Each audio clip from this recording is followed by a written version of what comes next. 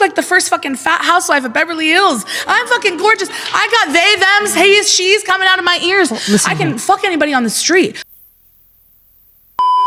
Hi, I'm Jillian Michaels. I'm a fitness expert and a health advocate, and today I am surrounded by 20 body positivity activists. So today I'm going to be reacting to Jillian Michaels' 20 versus 1 debate against the body positivity movement. And this video was sitting on the top of my YouTube suggested for literally like a week, and I was almost going to watch it, and then I was like, I can't be bothered, but I just kept sitting there, and I feel like apart from Jillian Michaels, you definitely would, but the world was like trying to tell me something that like I need to go and watch this video. So now, as a straight, horny white man who is also an online coach, is going to give you my thoughts on the supposed arguments for and against the body positivity movement. And I'm just going to let you know now that the usual memes of uh-oh, retard alert.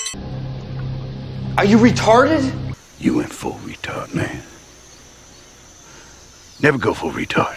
are going to be furloughed, because if I were to use them, it would just be like the whole video and you would just be sick of them by the end. So just know that these are kind of on repeat in the background, but let's get into it. All right, my first surrounded claim is that obesity is not healthy, and pretending it is puts lives at risk. I'm gonna do my best to not use the O word because I find it pretty offensive. So I'm going to use fat-bodied. I mean, the word obese is literally a medical term, and this is, to my understanding, the word everybody was trying to use to not call people fat bastards, but apparently it's now triggering and we're better just off using fat-bodied, and it's just like, ugh. You heard of something called adiposopathy. Mm-hmm. Okay, so you know it means literally sick fat. And you understand how it works? Mm-hmm. Okay, tell me how it works. So it's additional layer of fat in the stomach area. No. See, this is the problem. She is just a therapist. She isn't actually a trained medical professional who actually helps people deal with the problems of being their size. She just effectively gets them feeling mentally okay with being their size, which to me is like part of the problem, and you need more people actually trying to help people get back to better health rather than just basically enable them to stay the unhealthy size that they are. And somebody who's supposedly an expert in the field can't answer a relatively rudimentary question about it just speaks volumes. Like, she just doesn't know what she's talking about. You can't look at a person's body and tell whether or not tell their health status. Yes, you can. You narrow it down to this idea that it's causal, like that they're just not trying hard enough, but that is... I didn't say that. It's multifactorial, unquestionably. A lot of people lose weight. The problem, right, is that they put it back on. Are we in agreement? Yes. Okay, great. Why do you think? Okay, we gotta pause there. God damn it! So I'll finish this point here, and I am in full agreement that yes, most people fail with their diets for a multitude of reasons, but that doesn't then nullify the point that being obese is unhealthy and will cause health risks. And I think it actually strengthens the argument, because that is why everybody is always trying to lose weight, because they want to feel better and be healthier. And just because most people fail doesn't then mean you should just a blanket statement say, oh well, most people fail, so that just means you shouldn't try. I have lived in a fat body for like as long as I can remember. Mm-hmm. And I've known very many fat people. And I don't think any of us, the people that I know, I can only speak to the people that I know, I don't think any of us are pretending that we're okay with it. Now, the next person seems like a lovely lady, and she's just much more level-headed and actually admits that, yeah, it is harder walking around in a bigger body, and she wants to try and be in a smaller body, but she just finds it difficult. And that is the first step of overcoming a problem, is just by simply admitting that there is a problem rather than just living in denial about it. I'm willing to concede with you that carrying around extra weight is harder. It is. But it must be done. I don't know that I agree with you. Okay. Tell me more, please. Well, tell me why you think it must be done. Because I've worked really hard to not have this. What does that mean?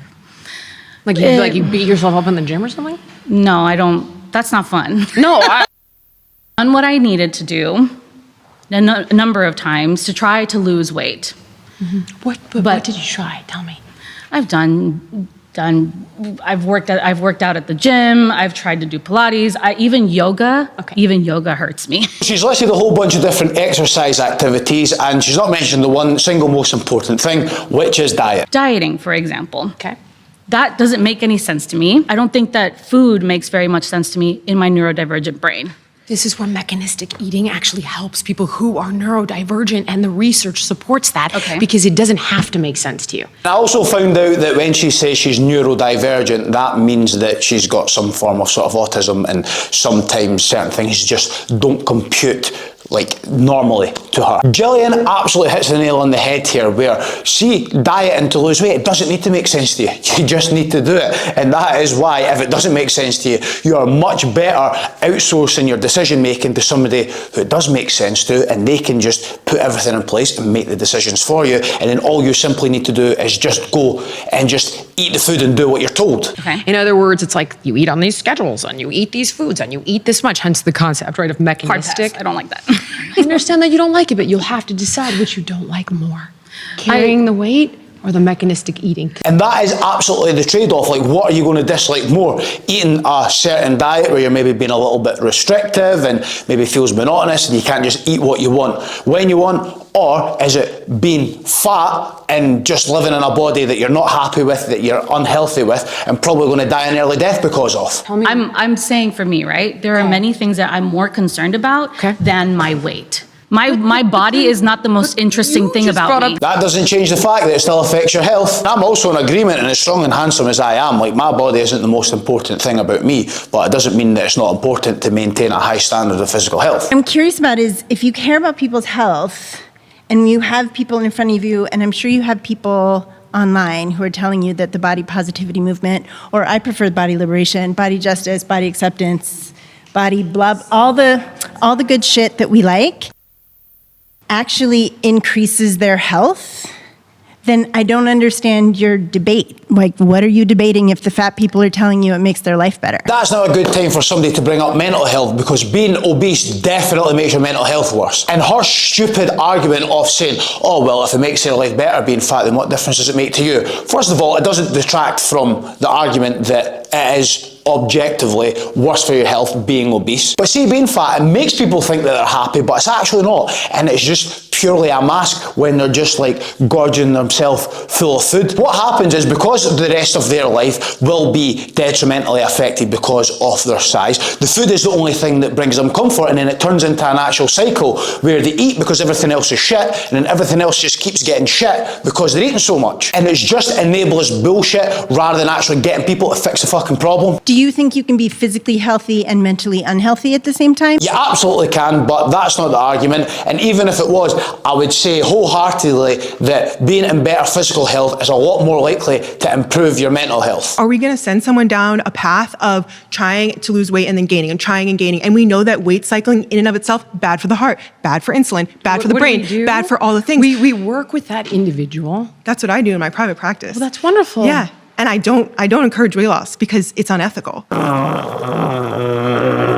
These are the type of people we're dealing with here, by the way. But we're animals. Our bodies, when we lose weight, our body goes, oh shit, she just starved me. I'm gonna do everything I can to try to get back to that place. I think it's drive more up thoughts about complex. food. I think it's more slow down metabolism to conserve the energy you are getting. So starvation mode as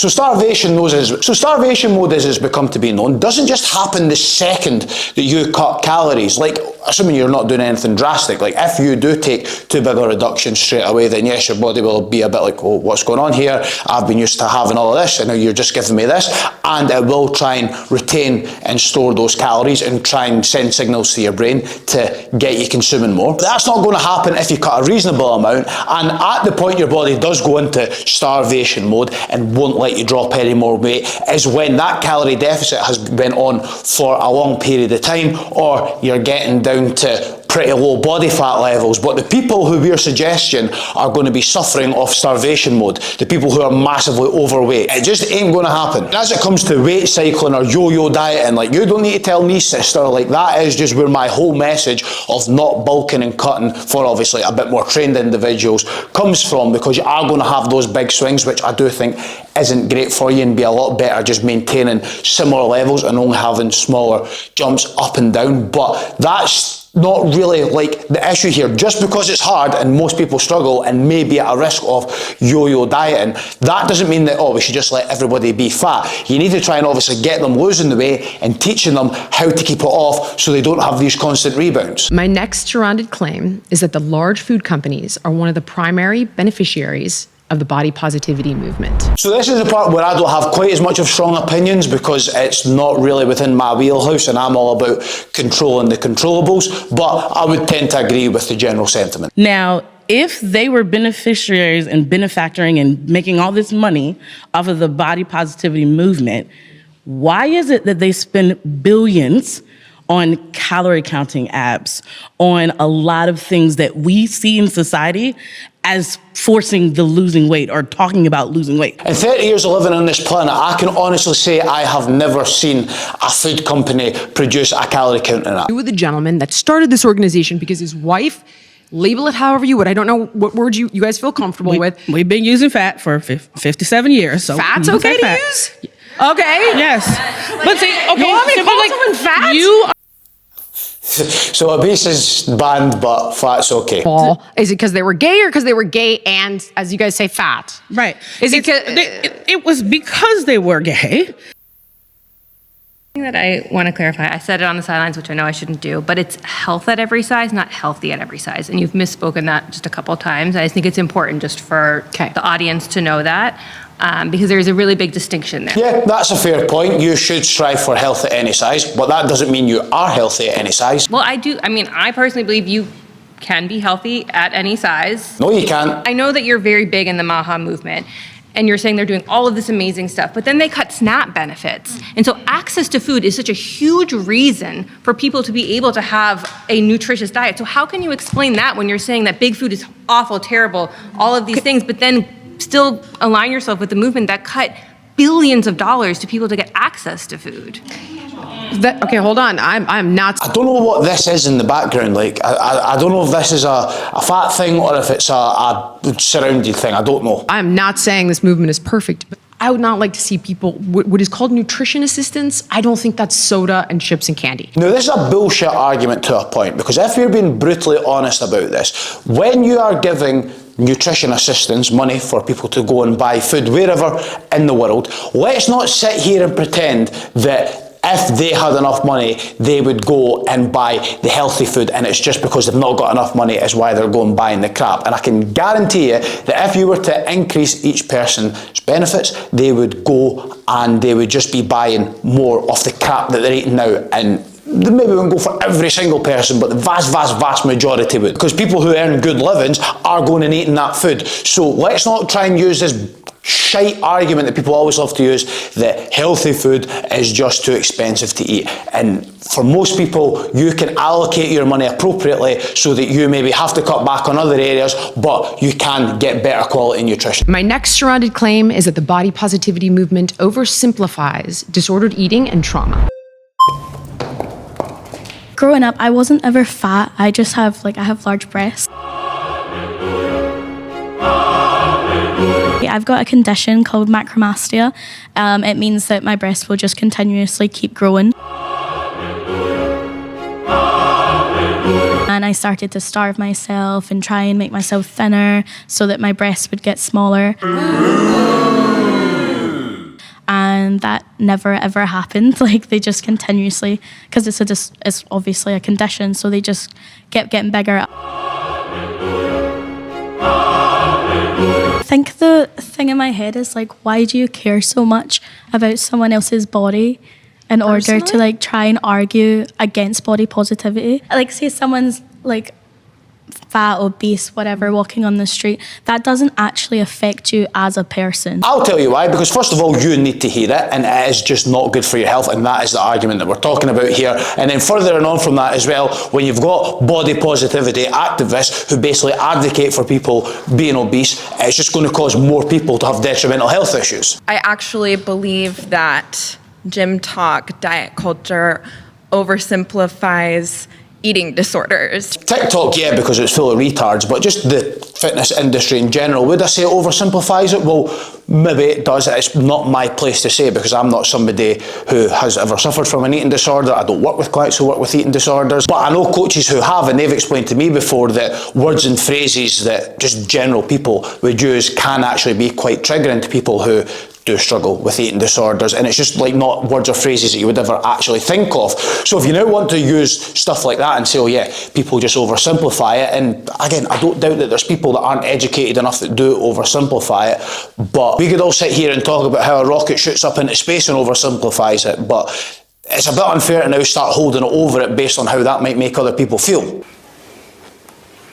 Bit of a weird analogy. If I go to a doctor, it should be empowering for me to talk about my body. Of course. However, when I usually speak to a health expert, it's really not. I'm really more just afraid that they're going to speak to me in a way that degrades my body and makes me feel that shame that you've mentioned. I mean, this is just like wild. Like when I go to the doctor, I just want the doctor to tell me what's wrong with me. What people like this are actually saying is that they're scared to go to the doctor because they're scared of being told that they need to be less of a fat, lazy bastard in order to get their health in check. And yeah, you should feel empowered coming away from the doctors, but the definition of actually being empowered is being able to go and make decisions. And what you need to do from speaking to your doctor is go away and start making better decisions rather than just, oh, I'm feeling empowered to make whatever decision I want and fuck the consequences of it. Then I should be able to consult health experts that are also body positive towards my body. No one's saying not to. Okay, so tell us who the health experts are that are body positive. You can't find many body positive health experts. It's because any actual health expert, not a therapist or somebody who pretends to be a health expert, but anybody who's a health expert understands that being obese, being fat, whatever word you want to use, is not healthy, and because they understand health, they don't be that size. And subsequently, they will tell you that you should take steps to try and not be that size. I've been on a diet since I was like 6.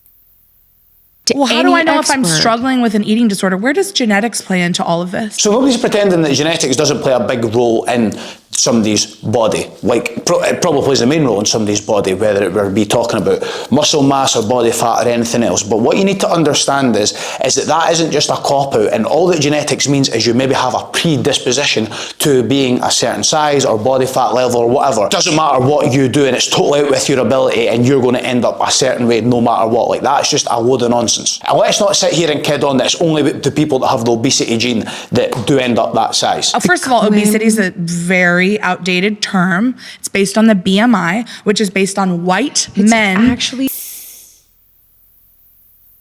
and we have MRI. Yeah, but let's be honest. So what are the MRI meaning, like the machine most fat people don't even fit in? What does that probably tell you? What she How does much think of her weight did she gain back?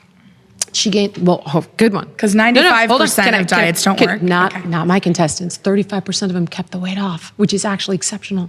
And I could give you all the names. If 5% are able to keep it off, there are obviously a myriad of reasons as to why that's the case. But if I had a 35% success rate, can you at least concede that maybe I'm doing a little bit better than the norm, than the baseline? Like, this just shows you cannot win with some of these people. Like, yeah, I have got like a much better than average success rate with getting people to lose weight and keep it off, and her in the background still shaking her head like, it's just some people just genuinely just want to bury their head in the sand and just don't want help. And if you'll hear me all the way out, I think I can illustrate that for many it is actually a choice. Correct. For most people, it is a choice. To me about what you would like to see change. Diet culture eradicated. It's not going to, though, buddy. And here's the thing. Okay. Hear me. It's just not. This is the world we live in, right? So you think that's acceptable? We also live in a world of racism and homophobia. I mean, if we weren't there already, this is where we start getting into like total mental disorder territory when you start comparing diet culture to like racism, and it's like, That long history is actually about body justice. I know. It's not just about individual feelings.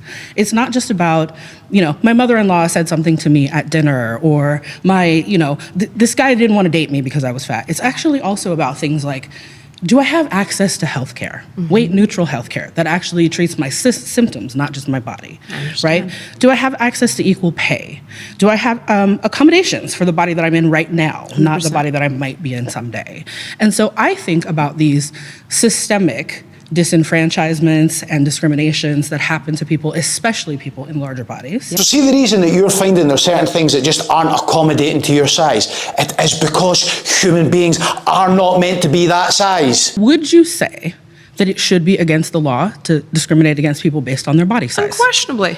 So why don't we see more fitness and wellness advocates asking for that? I'll tell you why, because there is not one single benefit for being extremely overweight or even underweight for that matter. And that's on a personal level and also on a society level, because if you end up with a population that's all morbidly obese, that is going to put a massive strain on the healthcare system first and foremost, along with just other, public services in general. And as much as I advocate for people not being obese, clearly, I'm not going to sit here and say that people should be discriminated against in terms of like not getting job opportunities and equal pay and that type of thing, but I really don't think that that happens. And what she's probably getting a bit confused with, which there is no denying that there is such a thing as pretty privilege, and better looking people, whatever you want to define that as, do generally get treated a little bit better, but we're not talking about on like a systemic level. I don't think that's ever going to change, because that is just literally human nature. I'm not going to sit here and explain it, but yeah, generally more physically attractive people probably get a better ride in certain situations, and nobody's really going to deny that. It's just one of these things that it's the way that it is. And it's been brought up throughout the full thing where people insinuate that, oh, healthy people in good physical shape actually aren't happy or end up with eating disorders or whatever else because they take things to extremes, and nobody's really denying that. But there is a happy medium. Like, you don't have to be absolutely peeled out to the bone, single digit body fat year round with every single vein that you've got on your body on show, or 10 stone overweight. Like, you can be in good physical shape, have low body fat, be able to walk up a flight of stairs without needing to like camp halfway up before doing the next half the next again day. Like, you can have a little bit of both. It's such a bullshit straw man argument to jump to that, oh, well, if somebody's like really dedicated and puts a lot into their food or their training, then they must be miserable. It's just absolute total crap. I am 6 months postpartum. Okay. Body positivity is for me too. I have loose skin on my stomach. I don't look the same as I did before I had a child. I gained 70 pounds and had to work to lose it because that was my choice. And I wanted to move my body to feel better. So she's agreeing that losing the extra weight that she had was going to help her feel better. Select somebody who you would like to spend that last 10 minutes with. Somebody maybe who you think you haven't finished the conversation with, or you think they challenged you in a way that you want to keep moving. I want to talk about the genetics piece. Yeah. Okay. We'll talk about a lot of things. My surrounded claim is that shame is far more dangerous than body positivity. Shaming someone. So like, I didn't say it's okay to shame someone. I'm telling you that the utilization of these emotions, I'm telling you that shame is a signal. It's telling you, hey, look over here. I 100% agree with this, and let's move away from food and bodies for a second. Just think about anything that you have done in your life where you have felt shame. That is like the perfect way to describe it. It's your brain telling you that you probably shouldn't have done that. So when people are feeling shame for going and pigging out the snack drawer, or they look in the mirror and they're not happy with how they look, that is actually a sign that your body's trying to tell you, like, you probably shouldn't be doing this. External shame is something different in terms of somebody shaming you, and that's just somebody just being an asshole regardless if they're right or wrong, or maybe it's just somebody that actually knows you and cares for you and is trying to help you, and that's why they're trying to get through to you. But if you feel ashamed because of somebody's comments towards you, or because of the way that people look at you or don't look at you, then again, that's just another signal in your head that you probably shouldn't be doing what you're doing or where you are. My mother was at the doctor with her mother. Okay. And a doctor, a professional man, I'm sure he was likely white, ask your mom if she can have sex. Okay. Ask your mom, just tell your mom she's like a VW bug going up a hill with 9 people in it. He's out of line, but he's right. A child. I get it. I mean, that's where it all comes from, right? Like, my mommy wound is only because of her own trauma. Now, I can't really speak to this because this isn't something that I'm well versed in, and how people's, childhood traumas affects their eating habits down the line. It's mentioned quite a few times in this by Jillian. But what I absolutely can speak to is that we're all in some way shaped by our childhood in terms of all our sort of idiosyncrasies. Now, that could be trauma in terms of bad stuff that's happened. It could be the good stuff that's happened. It could just be the people you were around, the way you were spoken to, whatever. We're all shaped by that, and there is absolutely no denying about it. But again, that doesn't need to mean that you just accept the sort of way that your brain has been wired, for lack of a better term, and just accept it forever. Like, there's certainly things that I've picked up from when I was a kid in terms of the way that I am, and I have tried to work through it to make myself better. I look like the first fucking fat housewife of Beverly Hills. I'm fucking gorgeous. I got they, thems, he's, she's coming out of my ears. I can fuck anybody on the street. And we're not going anywhere. That's where it's at. We've reclaimed the word. You don't have to do this anymore. You can say bigger bodied. You can say fat. Okay. I want to ask you right now to stop using obese and be a part of that. Okay, so you want fat? Obese is a slur. Are you retarded? Are you retarded? Are you retarded? Are you retarded? Never go full retard. I'm sorry, I just couldn't help it. It got too far. Thousands of people, they showed up because they wanted change. Because the world is telling us we have to change. Listen to me. Stop making it about the world. Because if you cannot stop, listen, you can't change the world. I mean, sure, hopefully, maybe some people can. I don't know. It's not that freaking easy. I think you might be able to change. It's not that easy. Just do it. But what we can change is how we respond to the world. And this is the perfect finish point, because you need to take ownership.